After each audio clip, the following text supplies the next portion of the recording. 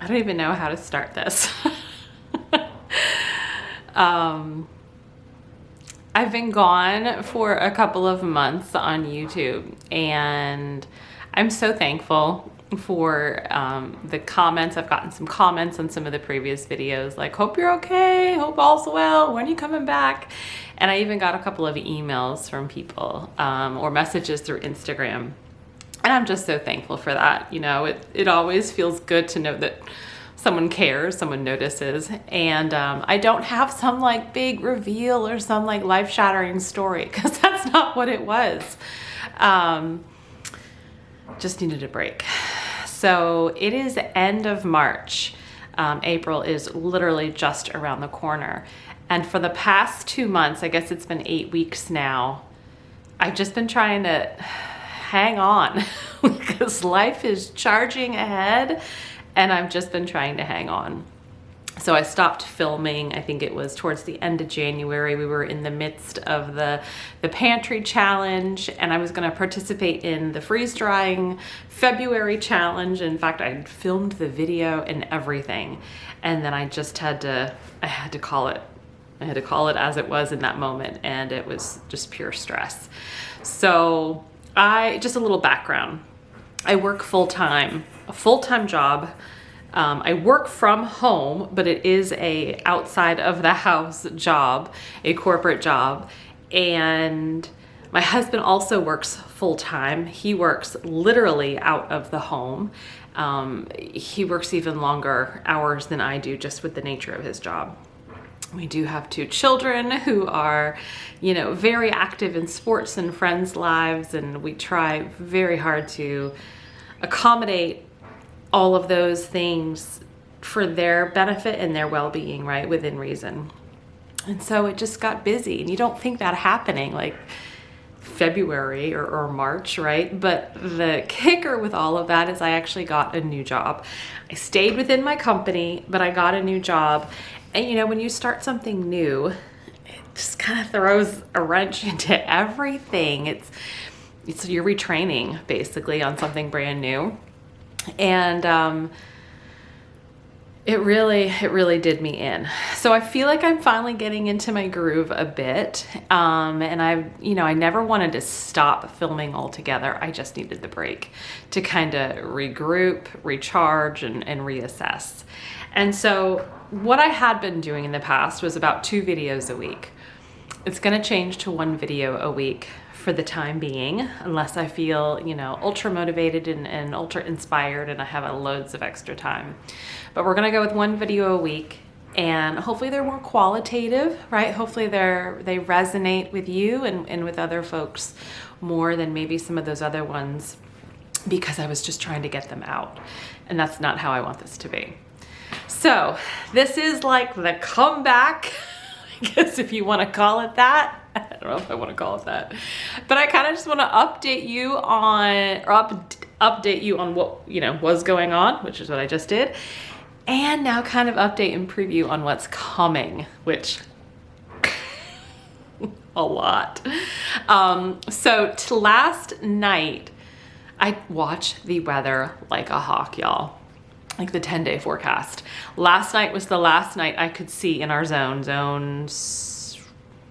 7B, 8A, something like that.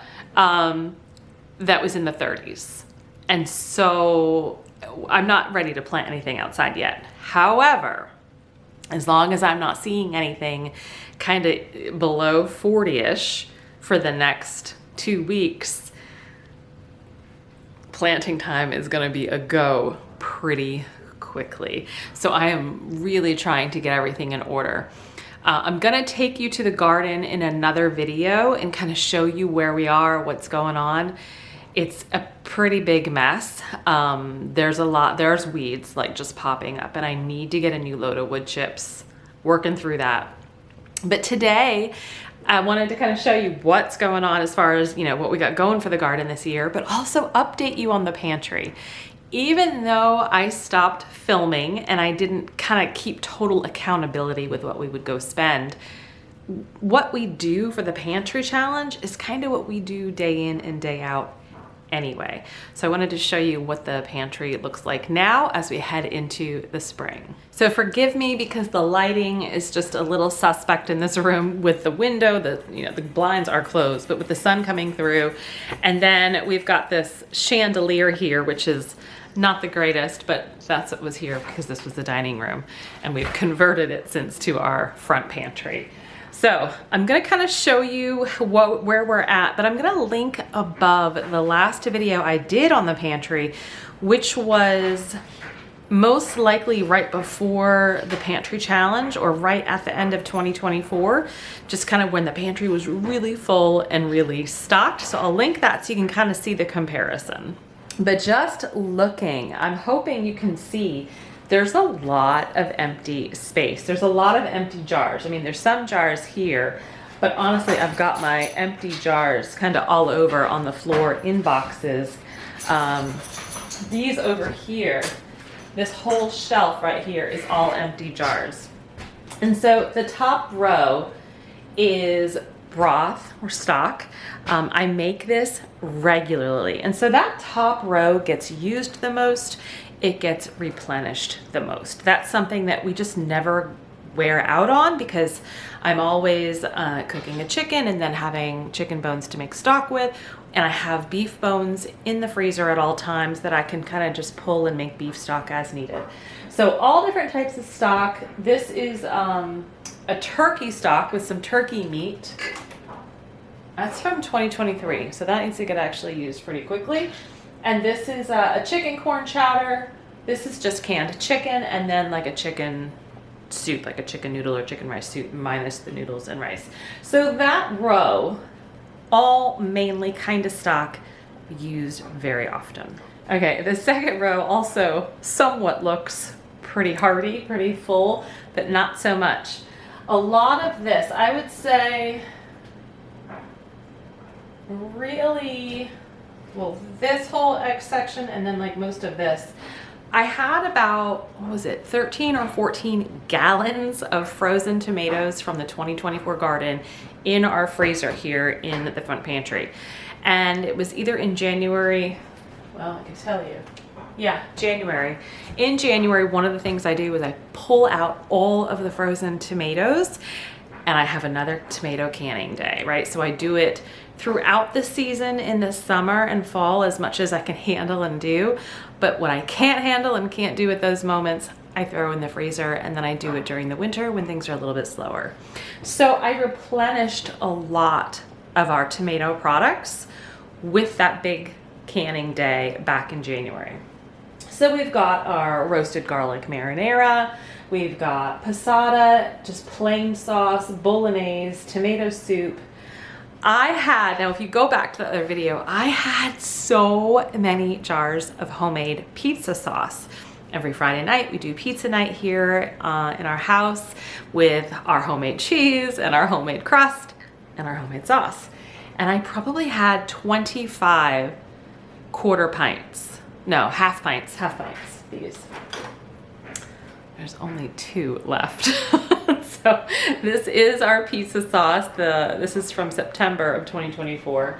2 of these half pints and I have 1 pint left.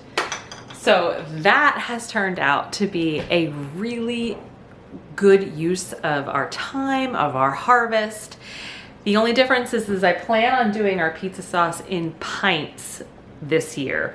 And the reason is because the half pint is really good for 1 pizza. But most of the night we are making 2 because, we're not making huge pizzas like you would order from a pizza place. This is kind of the cast iron pizza pan and we roll it out to fit that. So I think by making pint size, not only will I save on shelf space because it was a lot to store that many half pints, but it might be a little bit more useful for me to kind of count how many we need going forward. And then I did ketchup. I've got 3 half pints of ketchup.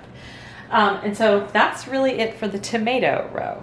So down here we have pickles. I've got 6 jars pickles. We've got pickled hot peppers. These are all empty. 3 pints of beets left. 2 pints of barbecue sauce, pickled onions, and then we've got baked beans and like an artichoke lemon caponata. That row is pretty sparse. And then on the bottom, there's applesauce, peach sauce, hot pepper jelly, cranberry sauce, raspberry and peach jam, spiced pears, canned peaches, some cranberry juice. And then this is all that's left of our salsa. We have 1 jar left of our home canned peach salsa and 9 pints left of our tomatillo salsa. The regular kind of red roasted salsa has been gone for a while. That has been the one that's kind of gone like that. And then the peach second. The tomatillo is what we're gonna have to start working through once this last peach is gone. So by going through this, kind of taking inventory a couple of times a year, it's able to give me pause to number one, check the seals on everything, right? When I'm going through, I'm constantly checking the seals and making sure nothing has a false seal and has come loose. That has happened. I've had a couple of them do that over this past winter. But it also really shows me what are we using so that I am much more efficient and much more intentional on not just what we grow, but what we preserve and how we preserve it. I think it's really important to take stock in that from time to time because, well, relish, for instance, there were years that I would always have just can some relish up, like with the pickles, right? Because you always have so many cucumbers, there's only so much you can do. We don't use relish. I had probably 4 or 5 pints of homemade relish from 2022. Mind you, we're in 2025. I don't want to keep things on the shelf that long. It probably was perfectly safe and it probably tasted fine, but I dumped them. And that's because, number one, I just didn't feel comfortable with keeping something on the shelf that long. Clearly, if it's been there for 3 years, we're not pulling it, we're not using it. And I can use that jar for something much more beneficial and useful for us. So by kind of having that tally, right? Like also cowboy candy. I mean, that thing is so popular. It's like these spicy hot peppers that are in kind of a sugary syrup with garlic. And so it's like a sweet heat kind of thing. There's only so much cowboy candy you can go through. I don't really can that stuff anymore because it's just not part of our normal repertoire. I'm not like pulling from that on a weekly or even monthly basis, obviously, right? We're talking 2022. I still have some jars over here full of things. Oh, there's jars everywhere. This is freeze-dried garlic, just like minced garlic. This is probably from 2023. I have cucumber because again, I was like, what do I do with all this cucumber? I didn't even grow cucumbers in 2024. Like I literally grew none because we didn't need to. So I'm trying to, again, really be more aware of what we're using, how we're using it, and spending time on what we really need. I still have 14 quarts of green beans. Those are from 2023. I didn't actually can any green beans last year because we had so many. I expect those 14 quarts will be gone by the time the green bean harvest starts really rolling in. So my goal this year in 2025 is to amp up the pizza sauce, the roasted garlic marinara, the green beans, canned green beans, beets. I'm hoping to can up some beets that we grow. Usually I just buy them from Azure Standard and can them, but I love canned beets. And salsa. I need to kind of figure out the salsa scenario. And I still like to have some soups and stews. I do have some beef vegetable stew still, 9 quarts of that left. So, you know, there's things we have all the food we need, but I was just really excited to kind of go through and see how much we've used. We're averaging between 8 to 10 jars a week of what we're emptying to make into some kind of meal. The other thing I want to note is that I had my garlic hanging here on my shelves, my homegrown garlic from 2024. It's not there. These are empty. I sometimes put onions and stuff in those. but I had to probably about a month ago. It was starting to sprout. It was starting to get soft in some spots. I actually peeled it all, painstakingly peeled it all, and chopped it and put it in olive oil. That way I didn't lose any of our homegrown garlic. I already had saved some of those bulbs and cloves, and they're in the garden. So that was the first year, 2024 is the first year that I actually was able to plant garlic from our own homegrown garlic from the year before. So that was really exciting for me.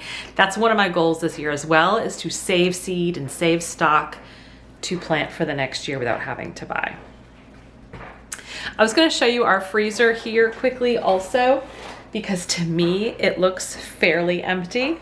It may not feel that way to other folks, but we've got our frozen sliced peppers, sweet peppers from the garden. There's only a handful of bags left there. All of our chicken is here. We've got one turkey, some ground beef, but there's no bags of tomatoes left. We've got chicken thighs and breasts on that side. And we do have some fruit. We do have some bags of fruits here. We've got peaches, strawberries, blueberries, blackberries from 2024 that need to be used up also.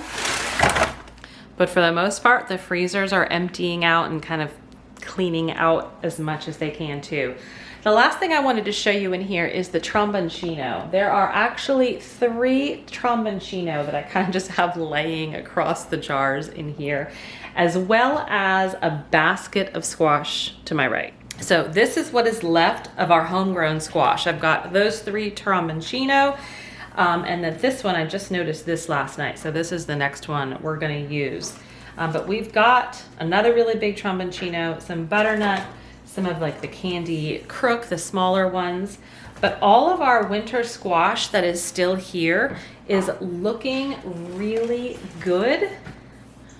I'm really pleased with how it has stored. We've had a couple of ones that would start to kind of go soft around the top, around the stem, and we would use those first. But for the most part, our squash has stored really well. I mean, we're heading into April. So I harvested these probably some of the last ones, maybe August, September, October-ish. So I would say they're lasting so far a good 6 months here in our pantry, which is not temperature controlled away from like extreme heat if the heat's on in the house and whatnot. So really pleased with how that's going. I have this little refrigerator in here, and that is where I house a lot of our cheese. This is all homemade cheese. There is 3, 5, 7 wheels of cheese in here. So I list them what they are, when I made them, and I come in every week and kind of flip them so that they're aging evenly. So I'm also trying to be really intentional of the cheese, because it's really easy just to kind of let it stock up because it ages for so long, some of them. But again, trying to be very mindful of making sure we're using the cheese. I have not bought cheese, gosh, maybe a little bit like things here and there, like little wedges from the store of specific cheeses, but I have not probably bought real cheese from the grocery store in over a year. It's been really a blessing to have a stash of our own homemade cheese. So working through that, and again, taking stock of what we use the most, I really kind of stick with like a Romano, cheddar, and then I love to do some of the different fancy ones like a dill Havarti or a smoked paprika or like a canestrato, which is an Italian cheese. I try to stick within a repertoire of like 5 or 6 different recipes because those are the ones we go for the most. And my hot pepper ristra is fully dry, and every now and then a pepper just kind of falls off, which is why there's a box underneath it here. You can see some of them are not as red, or some of them are still green, and that's because I had to pick them when they weren't totally fully ripe, and I left them in the counter or on the counter in the kitchen for as long as I could to try to see if they would ripen as much as possible. But I had to get them out of the garden and eventually off the counter right before the first frost and before everything just started to rot.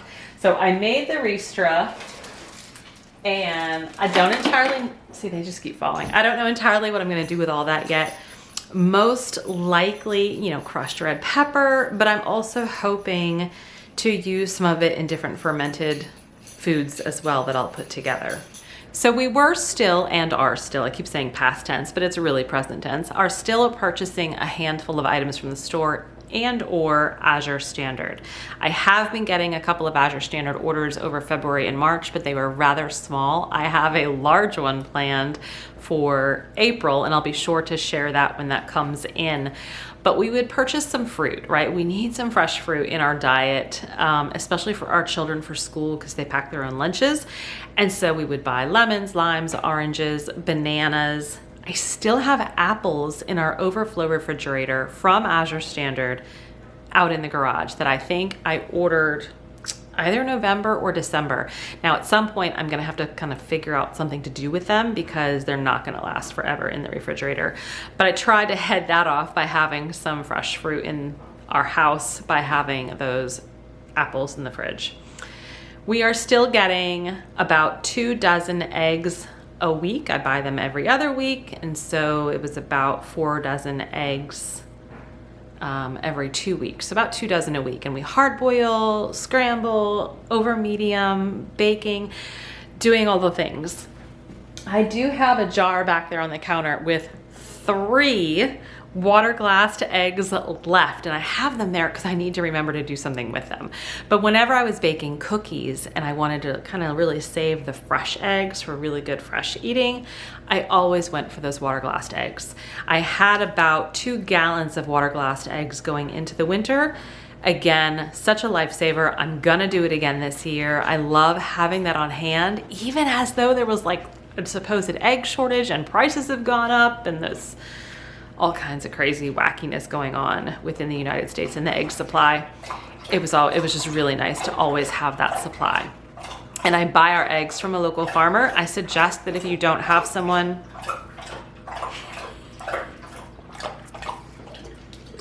good? Okay. I suggest that if you have not yet found your own local farmer for eggs, find someone. I am sure there's someone in your area that would be happy to supply you wonderfully delicious farm eggs for a fraction of what you're gonna pay in the store. Maybe the same price, but better quality. So find someone that you can trust because it does matter when things like this start happening in the national food supply. We also get 2 gallons of milk a week. I'm in a herd share with another local farm. I will never stop doing that as long as finances allow, because even now my son is like craving a glass of milk with his meals. And so I love that because I know they're getting so much good nutrition and calcium and everything. But we make our own ice cream. I obviously make our own cheese. We make our own yogurt. And I try to do different varying things, buttermilk, right? And so we're always using that milk, but we are purchasing that on a weekly basis still. All right, I think that covers most of the pantry items. I'm not gonna show you the refrigerators in the garage. There's nothing exciting to see, but we're working through all of our meat. We had purchased an entire pig from a local farm. I guess it's been about a year and a half now, and we're almost through all of that pork. And then we purchased a half a cow almost 2 years ago, and we're almost through that. So we will probably purchase some more beef and pork later on this year. I still have probably 5 or 6 chickens, but I'm going into a chicken share for 2025 to get 15 chickens for the year because we only go through maybe 1 to 2 chickens a month. And then we kind of cut that in with different like chicken breasts or chicken thighs from Azure Standard. So let me show you the plants and what's going to be started in the garden soon. So this is our makeshift greenhouse because they have clearly outgrown any shelving unit with a grow light. I actually had to purchase some of these like bamboo skewers. I think these are 16-inch bamboo skewers because they were getting so tall and they were just flopping over, and I couldn't risk any of them breaking. So we have 35 tomato plants, and I am thrilled about that. I'm pretty sure this is more than I had last year, and I am just waiting to see a flower bud, because I feel like we're so close, but I don't see any yet.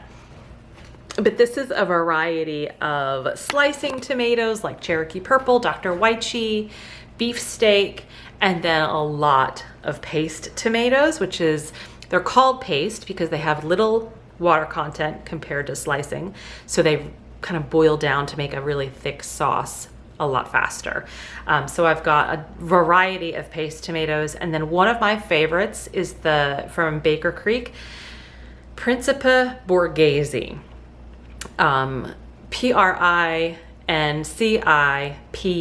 It's like Principe or Principe. I say Principe. Borghese, Borghese. And they're a paste tomato, but they're kind of like a cherry tomato. And it's, I believe, a determinate variety, which means it doesn't get overly tall, but it does kind of get bushy. And it produces some of the most amazing and delicious tomatoes. And those are what I used last year to make almost all of our pizza sauce, because it was just so easy to do. And you can kind of do it on a smaller scale every time you grabbed a batch. So we've got those as well. Hoping to have a really good tomato harvest this year. And then these are a variety of herbs, both culinary and medicinal. We've got Rudbeckia. I'm gonna try to remember all these, but Rudbeckia, these three are different varieties of snapdragons. These three are strawflower. So the snapdragons and strawflower are purely for beauty. This is butterfly pea. There's 4 plants in here, hoping to have some beautiful butterfly pea flowers in order to make a tea. This is pennyroyal, echinacea. This is white sage, but doesn't look too great. Elecampane. There's Spilanthes, the toothache plant. I think this is Tulsi. This is mullein, and I can't remember what this one is off the top of my head, but I have it written down. So we've got a lot of our herbs there that I had started. Now these are all started back in January is when I had started these. So I have been babying these and keeping these suckers alive for almost 3 months. So really happy with how they're doing. There we go. These are all the pepper plants. In fact, these two right here, can you see that? Yeah, these two are eggplant, and the rest of these are peppers. There are 3 tomatillo on the end, but every single one of these are peppers otherwise. So I've got 35 tomatoes and 25 peppers. And this is a variety of hot and sweet. But everything looks so healthy, it looks really good, and I'm really pleased with this. And then outside on the deck, I have a lot of our perennial herbs or flowers that can withstand cold because they needed to be cold stratified. So a lot of them were started back in January also. And it's actually pretty cold out there, so I'm not going out right now. But I believe every pot has germination in it. So there's I think there's 3 or 4 different types of echinacea out there. Cilantro, rhodiola, which is a medicinal plant. All kinds of things out there. Jewelweed has not yet sprouted, and I'm praying it does because I want to just fill a whole portion of our woods with jewelweed. But those are the plants and the seeds that can withstand the cold and needed that cold stratification. So I am so excited to have come back to this video with you today. Thank you for all of your thoughts, your prayers, your well wishes. I'm very grateful to say there was nothing, life-shattering, emergencies, personal disasters, and losses, thankfully, because I know that we're all dealing with our own things every day. And so I pray that you have the strength and the courage to get through whatever you're going through. And I'm here to hopefully provide some levity, maybe some encouragement, and maybe some inspiration. So thanks for watching. Please subscribe if you're not already. And I cannot wait to share all that 2025 brings. Stay healthy, stay well. Bye-bye.